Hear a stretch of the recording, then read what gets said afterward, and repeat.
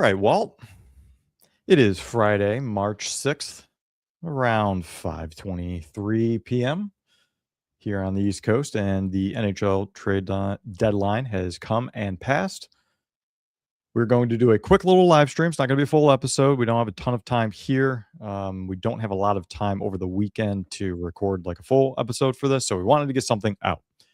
Here we are. The Buffalo Sabres have made some moves. Going to hand it over to you if you want to go through them and give your takes on them, and then maybe I'll hop in and give mine as well. But let's get it going. All right, so might as well start with probably the smallest trade they made today, kind of at the buzzer. Tanner Pearson for a seventh round pick. Honestly, I did not know Tanner Pearson was still in the NHL until today. I guess he did score a goal against the Sabres back in December when they played, but yeah, it was news to me that he's still in the NHL. But he's someone who obviously has a ton of playoff experience being on those Kings teams that went on those runs. Still seems like he's been a somewhat decent player for Winnipeg. I mean, he's just been kind of a bottom six guy, nothing too remarkable. But I mean, it's just another guy to have in the locker room, another guy with a ton of experience and just more depth too. So for me, I mean, really no complaints here getting a guy like this for a seventh round pick. Agreed. I mean, it's just depth. It's a guy that's been there and can kind of show guys the ropes on the back end of things. Can provide something. Look, like if you lose a top six forward, you've lost a top six forward. There's really no replacing that. But it's someone that can step into your fourth line, maybe your third line if things get desperate. That's fine. He's been there, done that. Look, they're not committing to him long term, so totally fine with that. I was looking for more depth on forward. Didn't need a game breaker like Robert Thomas, in my opinion. So, Tanner Pearson, seventh round pick. Sounds good to me. All right, then I guess we'll slowly ramp up here. So we'll go to probably the next biggest trade. Sam Carrick acquired from the New York Rangers for a 2026 third round pick. Buffalo's own third round pick, and a 2026 sixth round pick. That would be Chicago's sixth round pick. So I mean, this was one where it was Sam Carrick's a guy I've heard of. He's not exactly been a guy I've been keeping a close eye on throughout his NHL career. He is an older player in his mid 30s. It's been around the NHL for a really long time so far, and the AHL as well. Started off in the Leafs organization, but I mean, this season for the Rangers, and I'll pull up his chart right here. I saved from Evolving Hockey. You see, he's really been deployed in kind of a fourth line role. So I'd expect the same in Buffalo, especially with the forward depth they have right now. He is a guy who can play center, is above 50% taking faceoffs. And I really think the highlight with this game here is if you see in the middle box on this chart, that is the shorthanded defense. And that's one of the reasons why he's a 93 rating on defense in this Evolving Hockey chart is he's also been great on the PK for the Rangers this year. So I think if you're a Sabres team, you're looking for a veteran to add. I kind of knew, and it was pretty predictable that if they were to add a forward, it'd definitely be someone who can win faceoffs and can contribute to the penalty kill as well, and is a veteran presence. And I think Sam Carrick checks all of those boxes. I don't think the price is too crazy. 2026 third round pick is kind of the range where I was expecting him to be worth. I guess sixth round pick adds a little bit more to there, but at the end of the day, I think the cost isn't crazy. And for some playoff depth, he's a guy Rangers fans have loved this season too. You don't really hear Rangers fans liking a lot of their team this season, but he was one guy that showed up for them, and the fans loved him this year. So I think he's really just a great pickup. I think it's another solid pickup. Yes, you're giving up some more assets, but at the end of the day, you're really that concerned about a third round pick. I wish it was a fourth. Sure. I'd like to keep my first, second, and third round picks if I can, unless you're, really getting a needle mover or something. I don't want to say needle mover, but do I wish it was a fourth? Yes. Do I really care that much? No. This is someone they needed. It's not flashy. But as we saw today, and maybe we can talk about here shortly, there's overpayments being made all over the place. So if you're going to overpay, at least the assets weren't too crazy. It's a player you needed. Again, it's not flashy. It's not what we were hoping for when we were hearing of Robert Thomas and Colton Parayko, but it's a solid player. I'm actually looking at some of his on ice stats and some of his like individual stats that a couple pop a little bit. So we can go through the rest of these and maybe if we have time to get back to that. But a solid pickup. They needed someone that can take faceoffs. That's been a pretty bad issue. He's also someone that can penalty kill. They have a very good penalty kill, but if one of those guys goes down, he can step in there, or he might step in there immediately, and then I don't know, Tuck gets a little less time because they want to use him elsewhere. Yeah, and that too. I mean, there's probably no Greenway the rest of the year. Like, doesn't sound like there's a Yeah. timeline in his return. So, having a PK replace him is huge. Yeah, this has nothing. I don't know where to fit this in, but they also came out saying Yuri Kulik is done, basically done for Yeah. the season. He's done for the season. They're hoping that he's back for next season, but there's no confirmation of that or anything. So I don't really know where to slip that in. I think here's a good spot though, because I think where someone like Carrick, it means he'll have a role. Because it does really mean they could slide down their top 9 in the 4th line in the playoffs. They're probably going to have closer to a true 4th line. Yep. So, yeah, I think for someone like Carrick, I think with all those guys being out, and I think with their deadline moves too, is like a little obvious that they probably didn't get good news on like some of the guys that are injured, like specifically Connor Timmins. I was also thinking Justin Danforth. I know he's skating, but too, yeah. I it's mean, been a yeah, while. that's the other thing. Carrick too, like he could be seen as a Danforth replacement as well, because that was a guy they wanted to add at the beginning of the year, veteran 4th line presence. So, Carrick, I think may even do that role better than Danforth. So I think it's a good addition to the Sabres team. It's kind of like a Beck Malenstein as well. Yeah, where he was in the minors for way later, but I guess a late bloomer is nothing more than a 4th line player.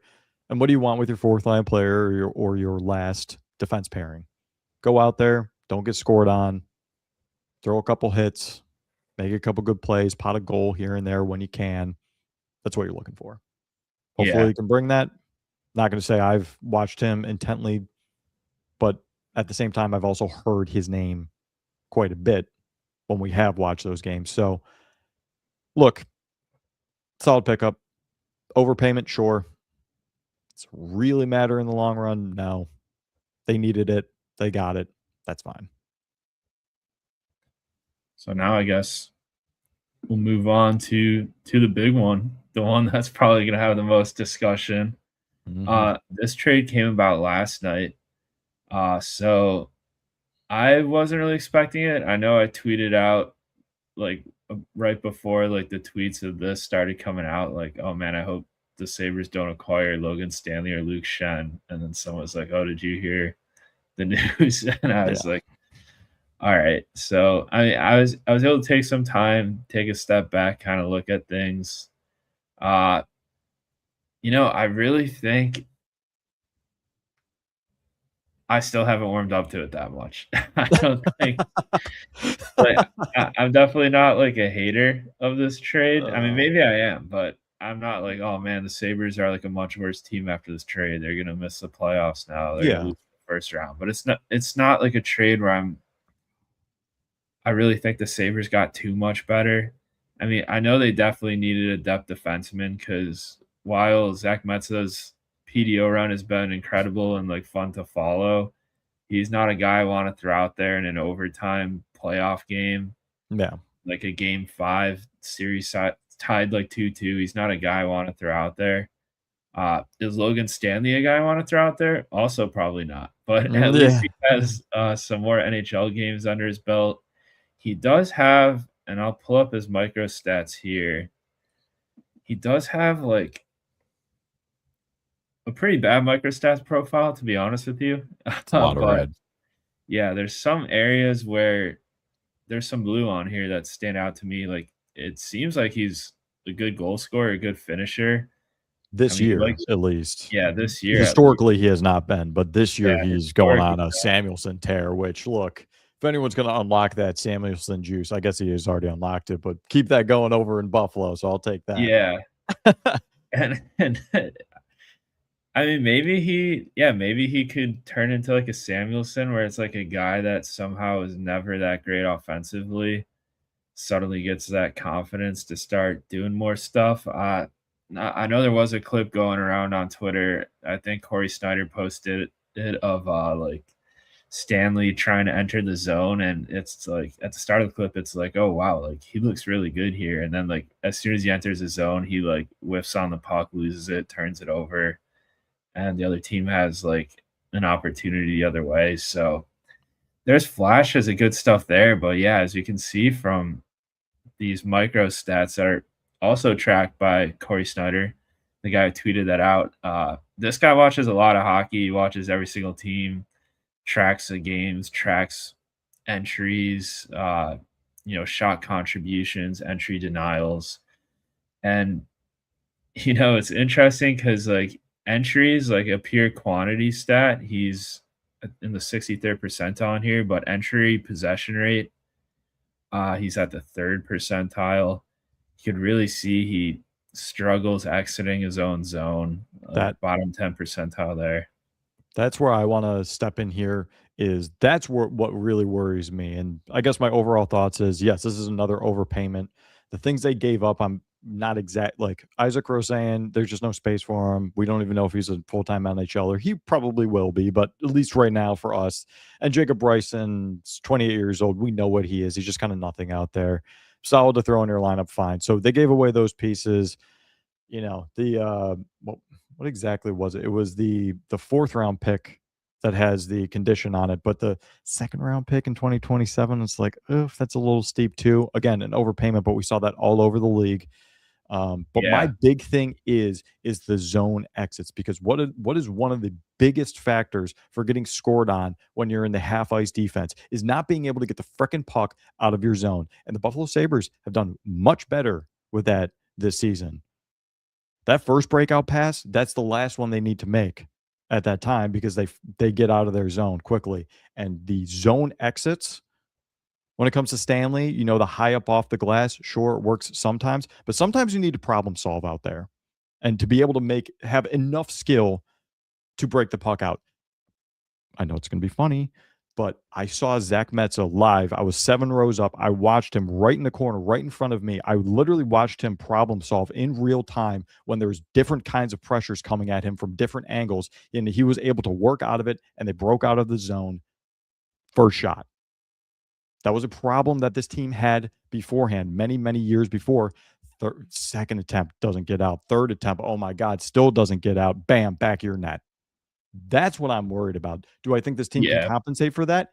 Yes, but it's 3-3. You need to get this puck out with 7 minutes left in the 3rd period. Logan Stanley turns it over, back of your net. Now the other team locks it down for the rest, and you're trying to shoot through 5 guys in front of the opposing net. I know I kind of stumbled through that, but that's what I'm worried about. Am I being too hyperbolic about this, or is this a legitimate fear? I mean, I do think it's a legit fear. I feel like, this whole microstat chart kind of reminds me of what people thought Rasmus Ristolainen was in Buffalo.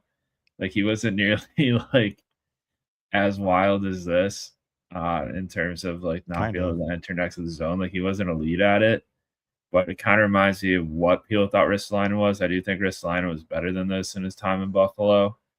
And I do think Ristolainen would have been a better addition than Stanley, but the problem was the cost with Risto. If that would have cost you a first plus, that wouldn't be ideal. So I think the thing with Stanley is like, sure, you're admitting it's not the top guy you get. I think the price shows that too. I think, Yeah. really just National Hockey League wise, like just looking around the league and how Winnipeg fans reacted to the trade, I think Isak Rosén kind of gets overrated a little bit in this Yeah. return. A little Like, bit, I yeah. just think he's a guy who had no fit in Buffalo. It's kind of like if you have like a shirt in your closet that's like a nice designer brand shirt, but it doesn't fit you anymore. Like some people just leave it in the closet until it just goes to waste. But if you could find someone that'd like to buy it, like might as well get something for it. So that's kind of how I see Isak Rosén. I think he's a piece that we needed to get rid of. just because there wasn't really room for him here, and they're able to move him in a deal like this. The old T-shirt in the back of the closet analogy is just so good. I'm sorry. I don't know why that made me laugh so much. It's been a long day, folks. It's been a long day. That was good. Uh, agreed, though. Agreed. It's the same thing with Jacob Bryson. I kind of felt, and I've said it before, Yeah. it was Zach Metz and Jacob Bryson are kind of the same to me, and I think Zach Metz has done pretty well. And probably Jacob Bryson's at the point where he's like, I just want to play a little bit too. Well, yeah, I said after that Pittsburgh game, our last podcast episode, I'm like, I don't think Bryson's gonna play another game. Like I didn't think You the were Sabres well. would trade him, but I was like, after that Pittsburgh game, like I've never seen a fifth, sixth defenseman like single-handedly lose a game like that That was for his team. Like it's almost like a backup defensive back coming in and getting like burnt by a receiver like for 2 touchdowns. It was like the equivalent of that, but you just don't see that in hockey that much. So I think the writing was kind of on the wall after that game of him no longer being considered a viable like 6, 7, 8 option on that defense. And then I think we talk about like the other piece, Luke Shen. I guess just straight up, I hope this guy doesn't really play for the Sabres same. Yeah, just much. seems like a really good guy, but like Yeah, this is break in case of emergency, staff infection, Jay McKee and Rory Fitzpatrick's your running your number one power play kind of thing. Like yeah. that's it. Yeah, because he's like a veteran presence. He's 36 years old. His first NHL season, I think, was actually when he was 18, because it was in 2008, 2009. His first game against the Sabres, Teppo Numminen was still on the Sabres. Like Oh man. that's how long Throwback. this guy's been in the league. Vanek scored a Yeah. hat trick the first time Luke Shen played the Sabres when Luke Shen was on the Leafs. So this guy's been in the league a long time. So I think from that side of things, you could kind of see why they're like, all right, just toss him in too. The thing that's, kind of weird with this trade is that he's 50% retained. I know maybe the Sabres thought there could be some more moves they could make today that could come available to them. Maybe that's why they made, Winnipeg retain money, because this is the last year in his deal. So you'd think if they made Winnipeg retain money, they'd be hoping to do like one more slightly larger move pre-deadline. Well, they didn't, so I'm it pretty sure makes it Luke a little Shen is Luke Shen not signed through next year as well? I'm pretty sure he is. I think there was, like someone posted that, and then it ended up being wrong, and then I had to Okay. look it up. Yeah, I wasn't as active as I really wanted to be today, which was a Yeah. No, bummer. even if you were active, I seen both, but then I looked it up, and it's like, oh, yeah, this is, like, the last year of his contract. Come So on, Puckpedia, help me same thing with out. Stanley too. Well, So, yeah, both these guys. so here's the thing when it comes to both of these guys and also the rumor about, or not the rumor, like the agreed upon deal, but Parayko didn't waive, which that's his right. And Yeah. quite frankly, I'm more on I'm not as like they completely dodged a bullet, but I'm on the side of like, yeah, I was a little hesitant about that one. And I more prefer right now just to get depth guys. That was my thing. And I do understand the like you have a legitimate shot here. Why not take it? I'm more of the like, I think that would be more of a next year thing. And I know it's a year to year league. So next year we no they're still not in the playoffs right now. We're assuming they will be. That's what this conversation is. But for next season, I understand that they might not be, but I'm going based off of next season they will be and maybe make that splash next season. But they obviously Yeah. had a type. They were looking for a type of defenseman, and quite frankly, I agree. On this podcast, we're not the grit. You need 5 defensemen that can bury a guy 13 rows deep, but let's be honest, playoff hockey is not the same as regular season hockey. Let's just be honest about that. Yeah. So I get it. Now, Luke Shen, I mean, there are some diabolical videos of him just having the foot speed of me, and that is not good. So, like, Logan Stanley, fine, great. But yeah, Luke Shen, I'm definitely worried about if he gets in the lineup. But Yeah. I do understand at the same time, it's very clear that they don't necessarily trust Ryan Johnson, Zach Jones. And I would say that's probably going to be even amplified in the playoffs for the reasons I just stated. Yeah, I think so too. I mean, Zach Jones, they really just haven't trusted all year at the NHL level. Ryan Johnson has made some pretty egregious mistakes in a Sabres uniform once in a while, so I could see why they wouldn't want him stepping up. But yeah, I mean, Yeah. Logan Stanley, there is some interesting Oof. stuff there. So hopefully it works out. Like, I'm not going to be someone that's like the sky is falling because of these moves, because these are like Luke Schen's your seventh defenseman, uh, Stanley third pair defenseman, and then Carrick I like obviously, and Tanner Pearson I think is good veteran depth. So and the assets they gave up too, like big picture looking at the day, Yeah. Falk It's like, went for a first okay, and a third. So it's like dude, there I were don't really some there were I some don't think they gave packages. up too much. Yeah, and Yeah. a lot Whoa. of teams didn't even sell guys, so they didn't get their asking price. So it's like, Mhm. what's even going on Yeah. in this market? I'm more in the I'm glad there wasn't something we look back and say that was a mistake. Yeah, did they overpay? Sure, they did. Fine. I can admit that. But it's nothing egregious. It's not that big of a deal. This isn't I, I'm not worried about it in that sense. Would have been nice to maybe get some guys that could probably plug in maybe a little bit higher up your lineup if needed. Yes, but look, they're going with the guys that got them here. I think rewarding them with some depth is nice, but also letting the guys that got them here, kind of reap the benefits of playing in the playoffs for that as well is something that, look, I don't really care about their feelings. Just make the freaking playoffs. But now that they're pretty, very, very close to locking it up at this point, I think it's kind of right to see what these guys can do. And I do understand the argument of really going for it this year because, like, I do kind of understand the whole, like, it's almost like Josh Allen's contract when he was on his rookie deal. It's like, hey guys, this is when you really need to go for it. I Yeah, do understand that too, but I personally believe that they will be in this position again, hopefully next year, and that's when I would do something like that. So, Walt, I did try to pull up. These are pre-Olympics, so yeah, sorry, there isn't like 4 or 5 games in here. And again, let's remember that these are on ice stats, 5-on-5 only. And let's also remember on ice stats includes like the players they're playing with. And these guys are coming from teams that are very much struggling. But a couple things that really surprised me was Sam Carrick's. I almost called him Tanner Carrick, so that's not great, folks. His expected goals for percentage, it's for the Rangers, struggling a bit this season, but people Carrick kind of being a brighter light in that kind of makes sense that he would have a positive expected goals for. And then here is Logan Stanley is something I wanted to mention as well. They're on his on ice shooting percentage and his on ice save percentage are both in the green as well.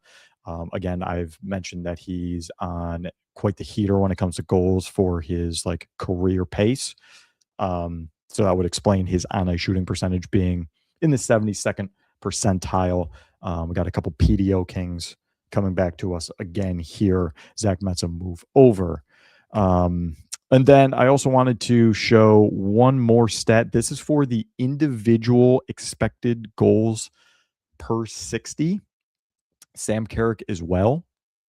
Right here is showing in the 70th percentile as well. Again, but I will say his individual, like the points that are scored while he's on the ice isn't over 50%. His individual expected goals are over the 50% percentile mark. So look, these are bottom line, bottom pair guys, but there is some good to come out of it too, and hopefully anything that is bad or negative or something that they struggle with can be covered up by the other guys on the ice. Walt, I just wanted to kind of get through that just because I had it pulled up.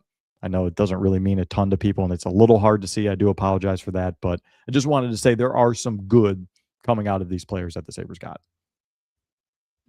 yeah. I guess just closing this thing out. Not the biggest fan of their moves. Don't think they gave up too much. Don't think it'll affect the season that much. So Mhm. I guess that's kind of just where I stand. Like, Yeah. no really major moves, no major assets given up, no real differences for me. So I'm fine with it. I Yeah, think. I guess that's the best way to describe it.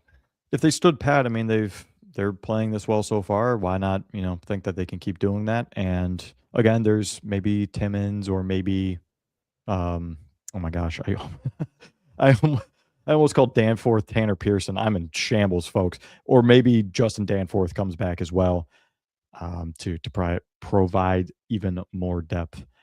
There's plenty more to talk about. We'll try to get back on the mic as soon as possible. Maybe Monday. I'm just kind of throwing that out there. Walt and I will be at the game tomorrow against Nashville, so that's going to be a lot of fun as well. Walt, anything else before we hop off here for this quick live stream reacting to the Sabres trade deadline? I mean, let's go win the division. Let's go. Love it. Let's leave it there. Have a good night, folks. We'll talk to you soon.